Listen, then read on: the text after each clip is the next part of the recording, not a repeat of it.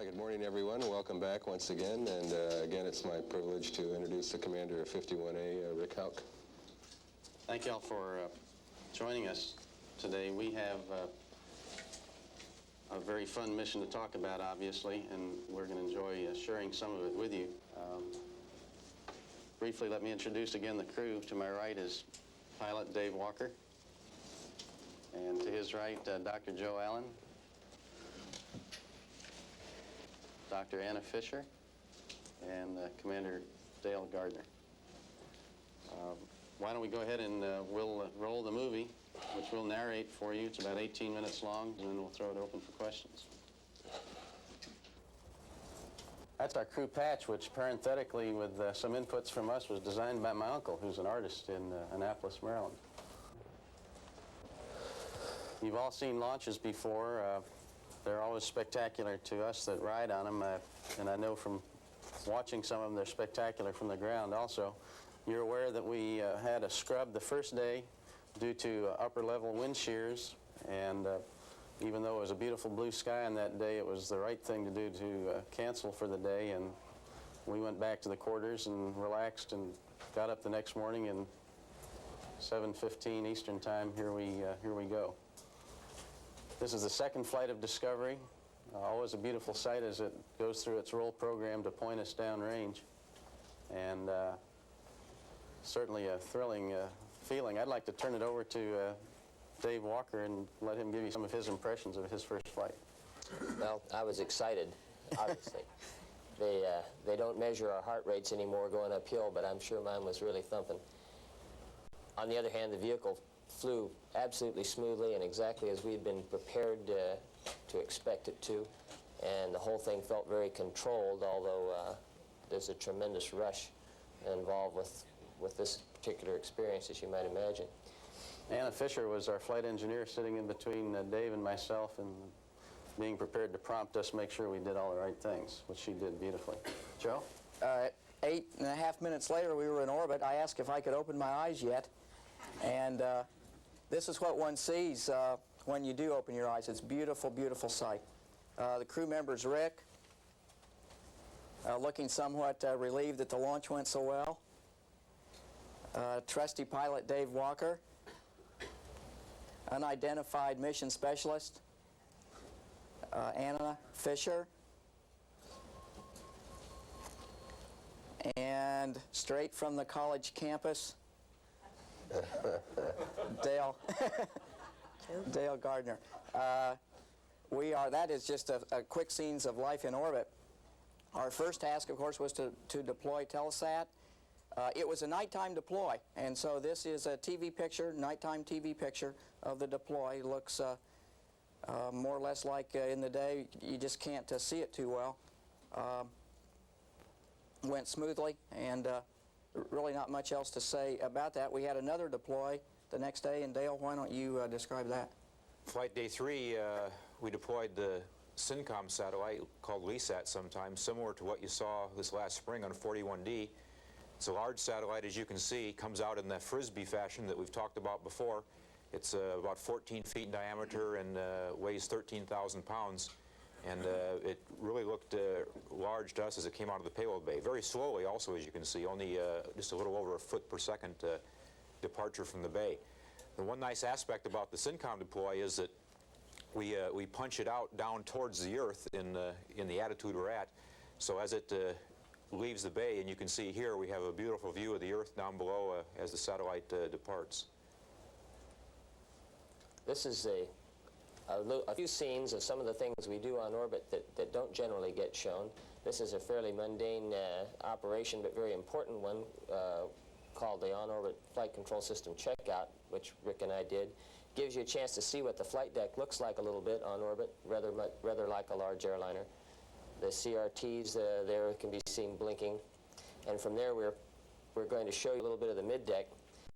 This actually was taken by Dr. Allen with Captain Hauk pushing him along as he held our movie camera in front of him, going down into the middeck, and you can see the portable foot restraints that we attached to enable us to stay put, our treadmill that we use for exercise, And some of the lockers, that particular one that's open contains in-flight maintenance equipment, which Eagle Electronics used.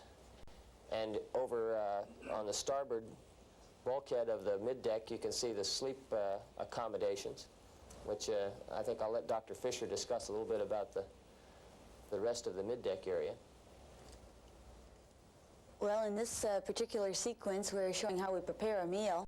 And we divided these tasks up among all the crew members. Dale usually wound up doing breakfast because nobody was quick enough for him.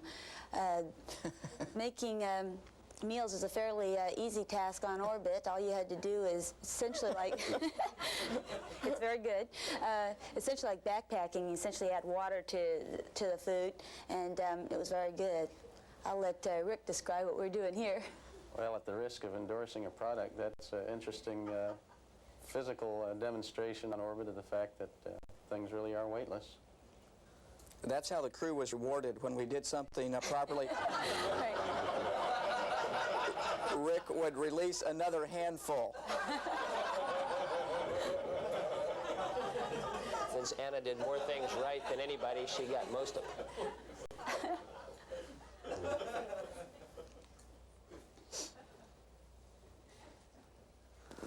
You can see it is a rather dreamlike world, both awake and sleeping. This is Dave in the upper bunk after the first EVA. Saying, oh no, we have to do another one? Yeah. Part of our time on orbit is spent doing filter cleaning. What you see Dale and Dave doing here is removing some panels so that we can get to access to the filters. Again, it's much like life here on Earth. You got to, things you got to do, you got to eat, you got to be able to clean all of your equipment. This actually took several hours. We were doing this on the day in between EVAs. Then once those panels were removed, we were able to get access to the filters, and here I am cleaning again. I thought I was going to escape that for a couple of weeks, but for a week or so. But and this is, as I said, a very important part of our work on orbit, to keep things clean. You can see it wasn't just me who did that. Up on the flight deck, Dave's a clean ship is a happy ship. Dave on orbit described Dr. Allen as large in personality but diminutive in stature. Whenever his personality got a little bit too large, we would stuff him away in a locker for a few hours, and then when a task needed to be done, it was my job to go down and get him out.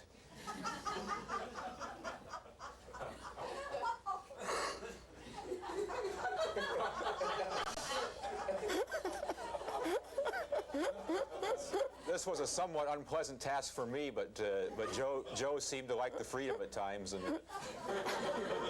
The hard part was putting him back in there again later once we got him.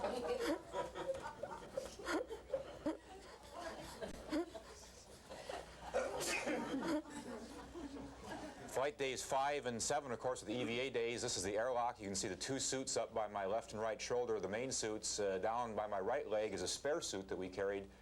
When it was determined the two prime suits were going to operate properly, we took that spare suit out and didn't use it. Up on the flight deck, the folks were preparing for the rendezvous. Yeah, the day started fairly early for Rick and myself. About an hour and a half into our post-sleep activities, we got involved in the sequence of burns that were going to require to bring us in proximity with the satellite. As you can see here, we were always checking and double-checking each other, making sure that every input we put in was correct. This is a sequence through the COAS, our device for that Rick used to look overhead to sight on the satellite.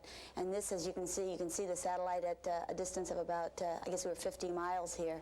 It looked like a star as you looked up. And I'll hand it over to Rick now to talk about the final parts of the rendezvous. Here we are probably about 300 feet, now maybe down to about 50 feet away from the satellite. We're firing lots of jets on board to slow us down, to rendezvous with the satellite, putting it just about 35 feet from satellite to overhead the bay. After the next sunrise, here's Joe getting ready to go out with the MMU. We have a sequence of footage now that are drawn from both the EVAs, interspersed. We won't distinguish between the two, but try to give you a flavor for what it was like Rick says right at sunrise we went out. Dale's actually flying out here with Rick recording most of this on all sorts of film. About this time I thought that he should think twice about it, but Dale, go ahead and describe. Joe had done this on flight day 5 and had proven that the MMU and the Stinger concept for capturing the satellite worked, in fact worked perfectly.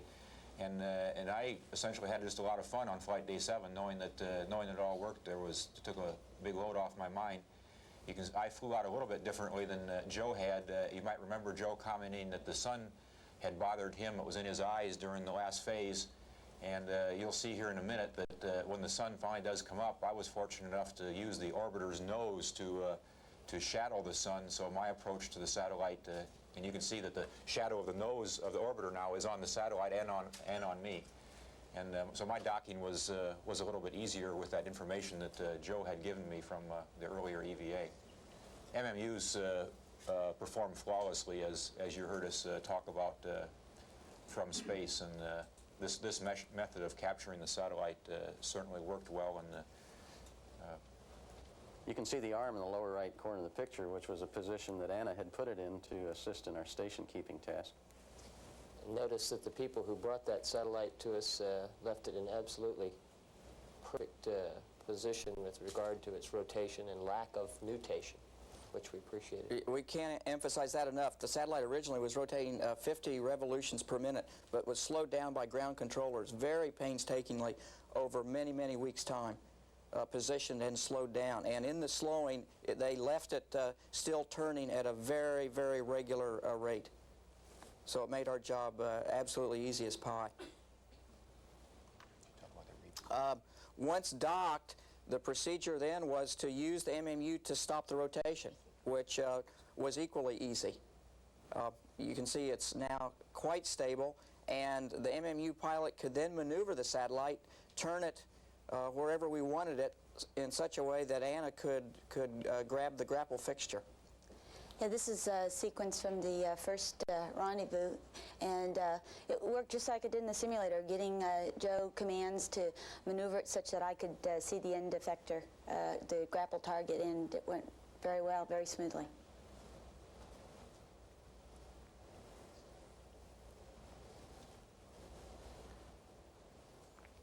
From an MMU crewman's point of view, it's interesting to see the large arm coming up right over your shoulder to suddenly grasp the satellite.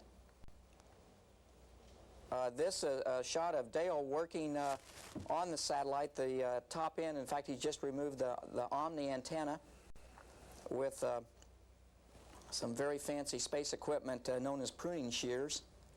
That was about the last nominal portion of that first EVA. Here we see where we first learned as a group that the common bracket clamp, which Dale has in his hand, was not going to fit at the appropriate place, which was on the common bracket on the satellite. Let's parenthetically emphasize that that was a very well-designed piece of equipment by folks here at JSC, and unfortunately we just didn't have the information available to us that would tell us that it would not fit.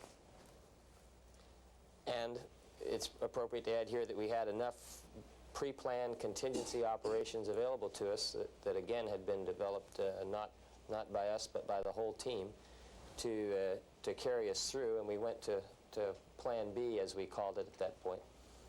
David was the keeper of Plan B. Dale and I had not the vaguest notion what it was, but we were confident that in his plans Dave could direct us. And the first step, he directed me to come off the Stinger, fly the MMU back to its storage place in the orbiter, and then prepare to hold the satellite at the antenna end while Dale worked on it. You get an idea of the flying qualities of the MMU here. It is as smooth as glass to fly. You just can put it wherever you want it, turn it as you want it. Interesting, you see here the reflection in my helmet of the bulkhead. You see the two windows through which the three other crewmen were working, or behind which they were working, and in fact, here at the last you can even see the movie camera that Rick has pointed out the window taking this movie. The bright spot on the bulkhead is the light that we use to illuminate the work volume out in the payload bay during the nighttime passes. About this point we said, well, you can see Dale working in the back, by the way. That's a good shot of him showing the teamwork involved getting that foot restraint ready with some tool boards and so on so that we can press on with the next task. Meanwhile, Joe is getting ready to doff the manned maneuvering unit and go to put himself in the portable foot restraint, which is forward of where you could see there. And here he is now, and he's supposed to talk here, but I'm going to say first that this was not easy for Joseph. He worked very hard for a long time here, and both of the EVA crewmen worked very hard during this particular phase of it. We were all very, very concerned that this part went well, and fortunately it did. You can see, though, that the satellite, although it weighs about 1,200 pounds, is only massive in orbit. It's not heavy, and you can move it to wherever it needs to be moved. The most difficult part was you could not tell really where you were putting it. And so we relied totally on directions from Dave most of the time and occasionally as to where it should be moved. And they would just say, over your head or more to the right. And we tried to be very careful that we were not moving to a place where it would hit the side of the orbiter or a piece of equipment on the orbiter, lest it be damaged. Joe was bringing the satellite back down into position for me to put the shower cap, as we called it, was a cover that we put over the nozzle such that the small particles that were inside the rocket engine would not contaminate the payload bay.